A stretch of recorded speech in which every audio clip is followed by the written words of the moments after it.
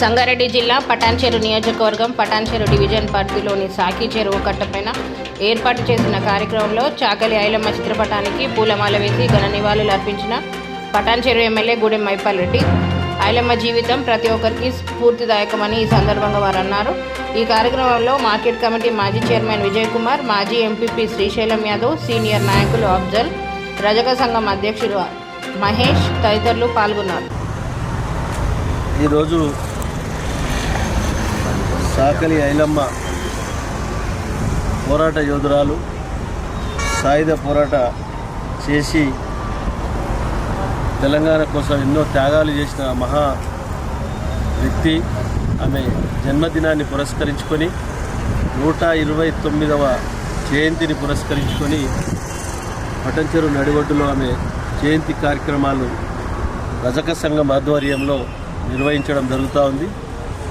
ఈ కార్యక్రమంలో స్థానిక నాయకులందరికీ, మహిళలకు, ప్రతి ఒక్కరికి, పత్రికా సోదరులకు ధన్యవాదాలు తెలియజేస్తూ, సాకలి ఐలమ్మ గారు సామాన్యమైన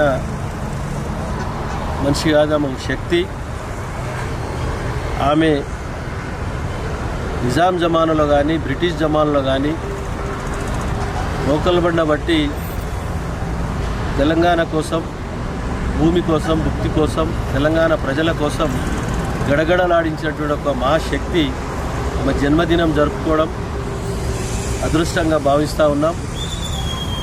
మన పటాన్చెరు టౌన్లో ఆమె కాంస్య విగ్రహానికి రజక సంఘం కోరిక మేరకు నిర్మించడం జరిగింది. అతి తొందరలోనే ఈ రోడ్ వైండింగ్ తర్వాత తప్పకుండా విగ్రహాన్ని పెద్ద ఎత్తున ఆవిష్కరింపజేసి ఈ ప్రాంత ప్రజలు ఆమెని స్మరించుకుంటూ ఈ ప్రాంతంలో అభివృద్ధిలో భాగస్థులై ఆమె ఆశయాలను అనుగుణంగా ముందుకు నడుస్తూ ఈ ప్రాంత అభివృద్ధిలో ప్రతి ఒక్కరిని భాగస్వామ్యం చేసి ముందుకు వెళ్తామని తెలియజేస్తూ, మరొక్కసారి 129వ ఐలమ్మ గారి జయంతి సందర్భంగా అందరికీ శుభాకాంక్షలు.